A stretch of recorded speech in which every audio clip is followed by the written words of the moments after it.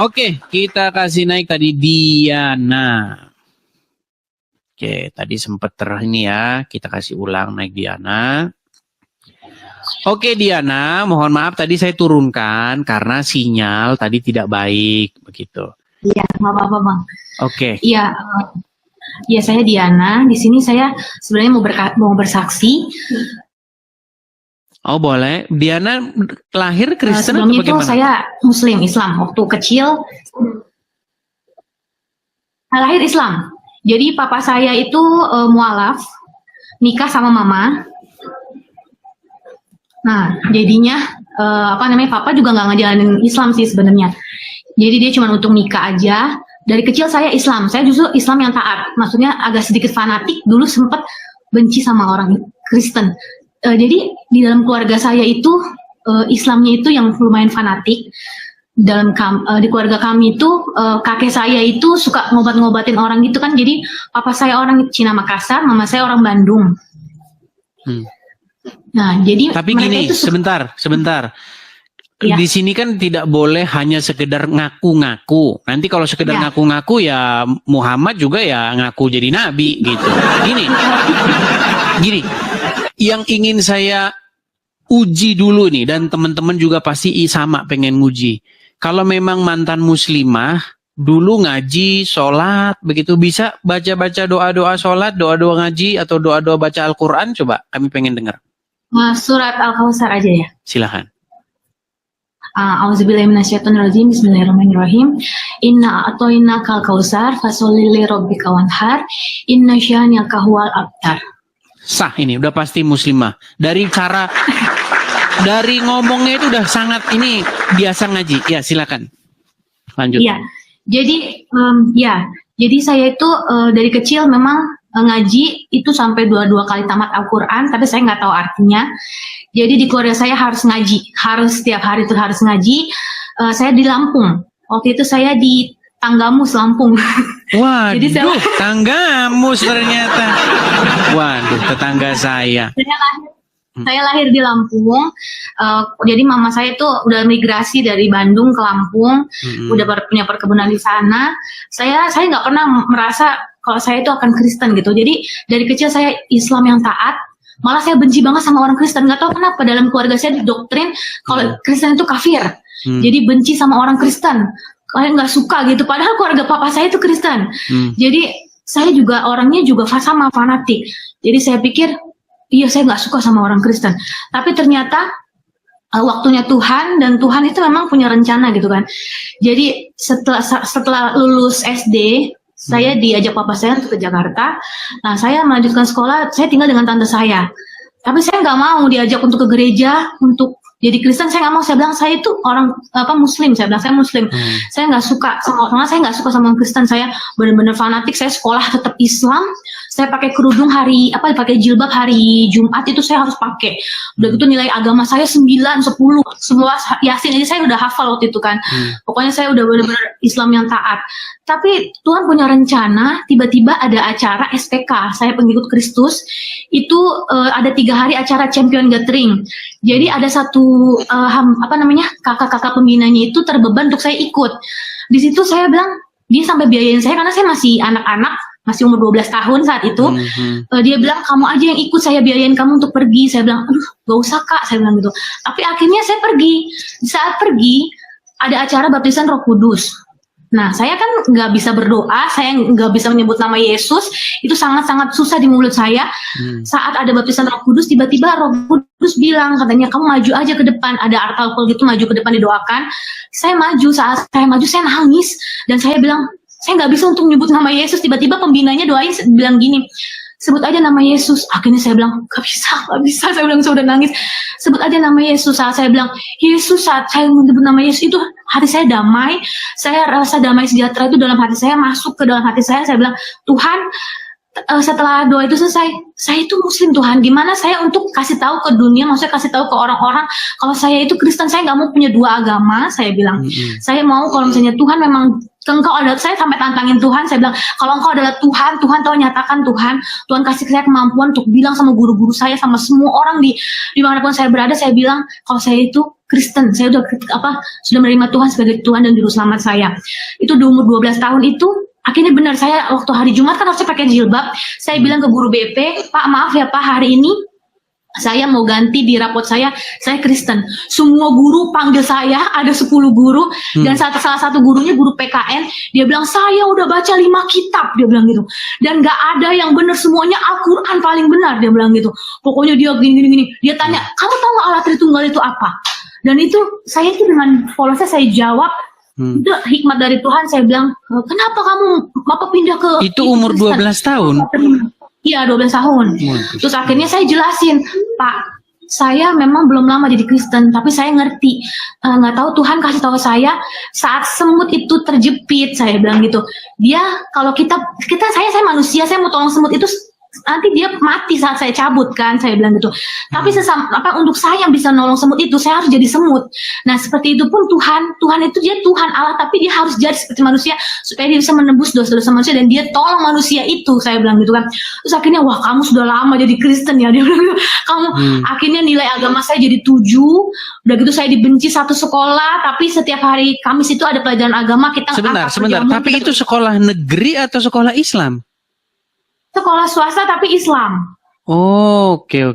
Iya, jadi guru-guru semuanya pada nggak suka sama saya, tapi yang agama Kristen kita semuanya kayak disingkirkan gitu, nggak ada pelajarannya, udah gitu kita nggak dianggap.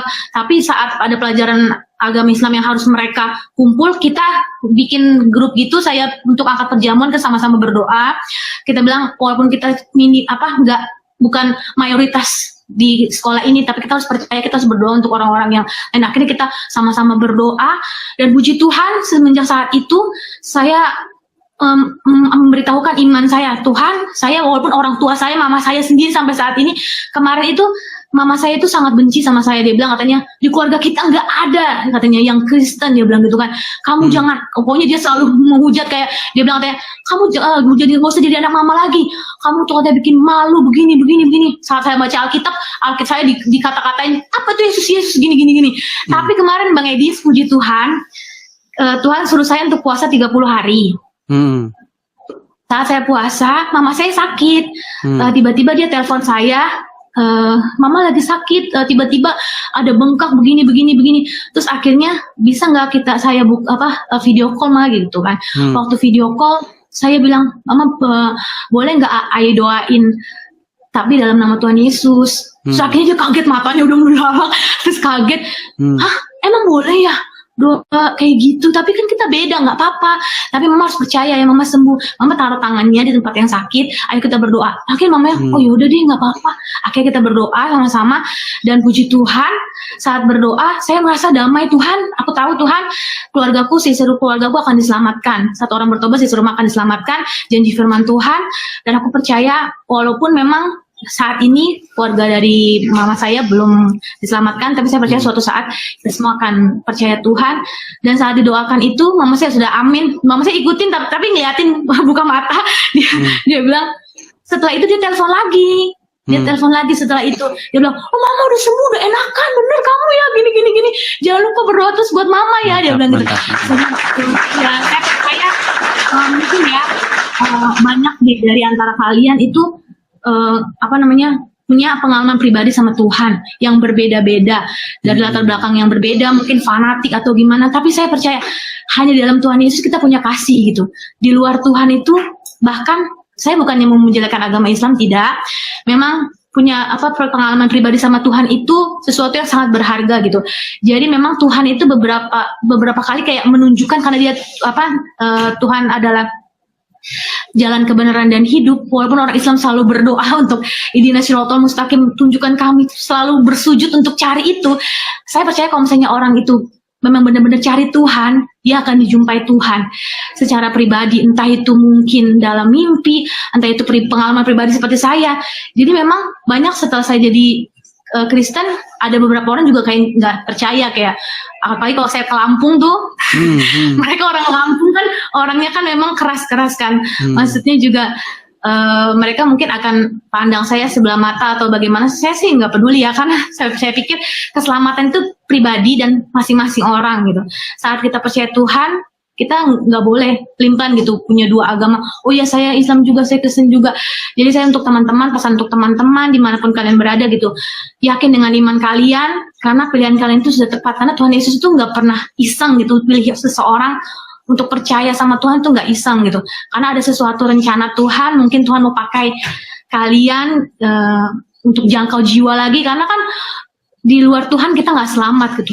Karena memang di dalam Tuhan Yesus itulah jalan kebenaran hidup. Dan yang bikin satu lagi Bang Edis, yang bikin saya juga yakin, makin yakin kalau misalnya Tuhan itu bukan agama yang untuk kita jadi bisa ke surga gitu. Karena memang Tuhan sendiri yang nyatain diri untuk kita ke sana. Jadi salah satu guru saya bilang begini, kamu yakin kamu Kristen? Saya bilang, iya saya yakin Pak. Karena itu memang Tuhan jumpai saya secara pribadi. Dia kasih kekuatan saat saya nggak bisa berdoa, dia yang pimpin saya untuk berdoa. Tapi tiba-tiba Tuhan yang ubahkan hidup saya. Dulu saya benci sama orang Kristen Pak. Saya pengen jadi teroris malah Pak. Saya pengen bunuh orang Kristen. Padahal saya nggak pernah orang Kristen nggak ada masalah sama saya gitu kan. Tapi kayaknya iya orang Kristen kafir, darahnya kafir. Tapi waktu selama kamu jadi Islam, kamu ngerasain kebencian terhadap agama Kristen gitu ya? Benar. Memang bencinya itu Islam yang sejati seperti itu memang. Lalu guru saya bilang gini Bang Edit, dia bilang kayak gini, apa namanya? Tapi kamu menikah cuma 1 kali loh seumur hidup, dia bilang gitu. Saya bilang, oh iya Pak, kita nggak suka menikah banyak-banyak. Untuk apa menikah banyak-banyak? Cuman katanya bapak gurunya, saya nggak bisa kayak gitu. Dia bilang gitu kan, kamu nanti menikah nggak boleh cerai, 1 seumur hidup. Kamu mau kayak gitu? Dia bilang, oh bapak mau nikah berapa kali Pak? Kayak gitu. Akhirnya dia malu dan saya pikir memang apa ya? Kan terkadang kan orang untuk apa namanya? Memikirkan tentang surga aja itu kudus ya. Tapi yang saya pikir itu bukan saya mau menjelekkan, tapi di saat surga itu tujuannya untuk bidadari atau sesuatu yang kalau di dalam Al-Qur'an gitu. Ya, kalau di dalam Al-Qur'an Allah itu memang menjanjikan kenikmatan seksual begitu. Bahkan janji Allah, hadiah yang akan diberikan oleh Allah kepada orang-orang bertakwa itu adalah gadis-gadis yang mohon maaf berpayudara besar. Memang itu janji Allah begitu. Dan memang muslim-muslim laki-lakinya ya mereka akan kegirangan. Cuman yang sampai sekarang saya masih bertanya-tanya, terus kalau wanita dikasih wanita berpayudara besar ini buat apa gitu. Itu banyak begitu. Kemuliaan ya Bang Edi sudah nggak ada pikiran-pikiran seperti itu karena betul, kan kita betul. memang Tuhan ada ya maksudnya manusia roh bukan daging lagi tapi pikirannya masih di daging berarti di dunia.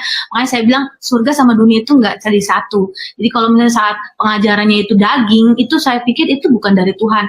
Dan saya juga ngerasa dan Bang Edi 2017 kemarin tuh kaki saya patah di Lampung. Di Lampung itu Bang Edis tahu tangga mus itu susah rumah sakit kan.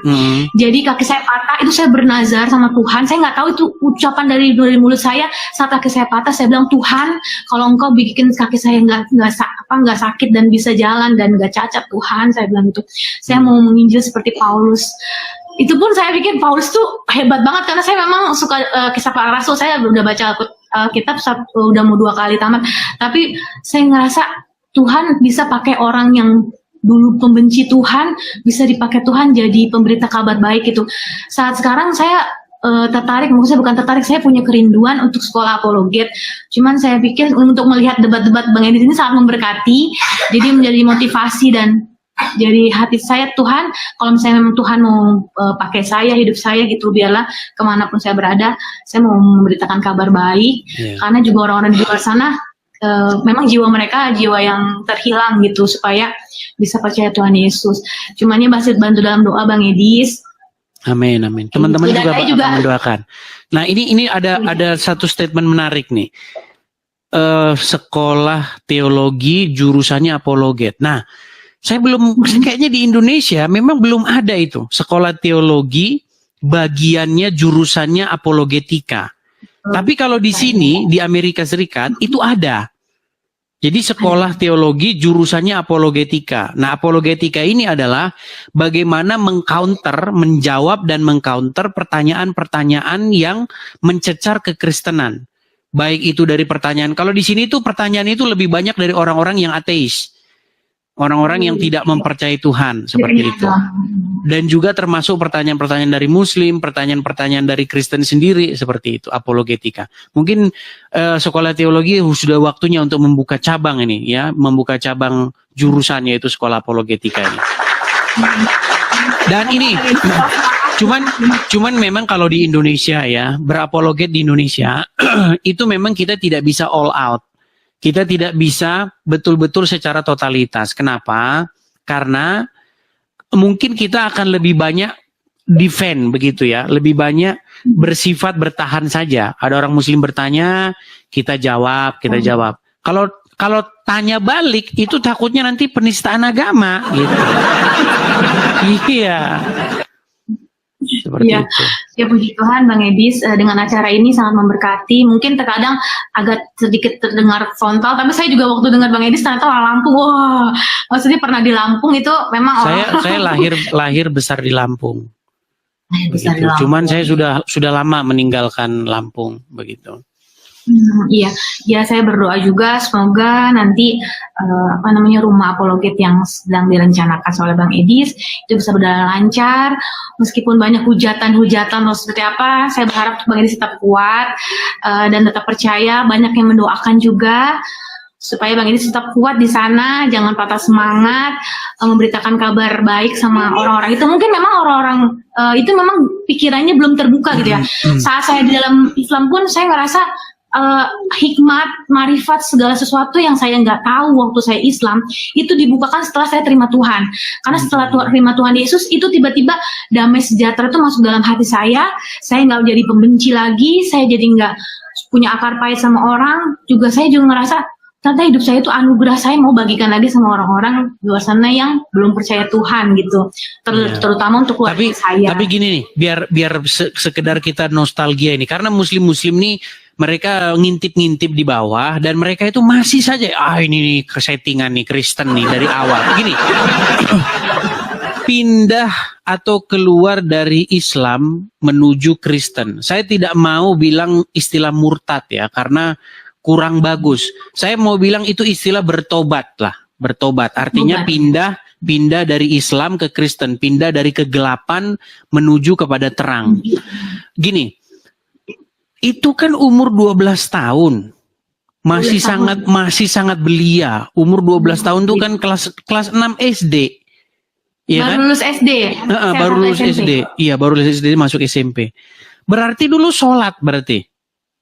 Sholat, saya 5 kali, pokoknya saya puasa selalu tamat, sholat, baca Al-Quran setiap hari, saya Islam yang taat, juga saya ngerasa saya malah mau dulu jihad gitu, maksudnya apa yang bisa saya lakukan untuk Islam. Masih kecil sudah punya pikiran begitu ya? Betul. Oh gila, masih umur 12 tahun sudah punya pikiran begitu. Tapi gini, bisa nggak supaya muslim-muslim ini makin yakin lagi nih? Kira-kira membacakan satu surat yang sampai sekarang masih ingat. Surat yang susah. Tadi kan surat Al-Kautsar bisa. Coba surat Al-Quran yang lain coba. Kalau misalnya, iya begitu. Kalau misalnya untuk surat Al-Quran kan memang saya udah lama juga ya. Udah berapa belas tahun gitu ya. Cuman kalau misalnya kayak... Selain Al-Kautsar apa lagi? Kayak misalnya Al-Fatihah. Coba Al-Fatihah coba. Begitu.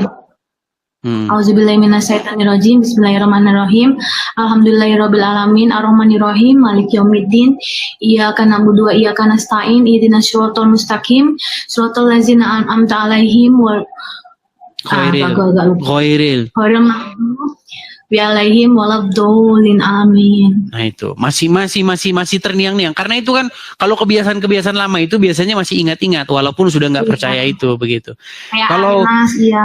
Kalau bacaan doa sholat waktu itu ngomong gimana? Ketika sholat itu bacaannya gimana? Niat sholat atau apa gitu? Masih ingat? Kalau misalnya sholat usoli sunatan, kalau misalnya tarawih kayaknya usoli sunatan udah agak lupa sih. Sudah lupa ya, memang karena sudah lama ya, sudah lama. Iya, apa-apa lah. Artinya Artinya masih ada bekas-bekasnya lah seperti. Nggak ada sparkling langsung Oh iya, panjang. kalau ada. Iya, baik. Kalau ada pemicunya begitu. Wal Qur'anil Hakim innaka laminal mursalin Tanzilal Azizir Rahim. Pokoknya dulu ada nadanya gitu kan kalau misalnya baca Ya. Al-Qur'an itu juga segala sesuatunya harus dari Ya, masih ada bekas-bekas ya muslimnya yang masih tertinggal seperti itu. Ya, jadi kalau muslim-muslim di bawah kalian masih mengatakan, "Oh, lah dasar oten jamar begini." Ya. Itu derita kalian ya, itu derita kalian. Yang jelas tiap hari ya selalu ada saja ya kesaksian dari orang-orang Islam yang telah meninggalkan agama Islam, yang telah meninggalkan kegelapan menuju terang. Ya, yang muslim-muslim saya cuma mau bilang sama kalian, kapan kalian ikutan? Seperti itu.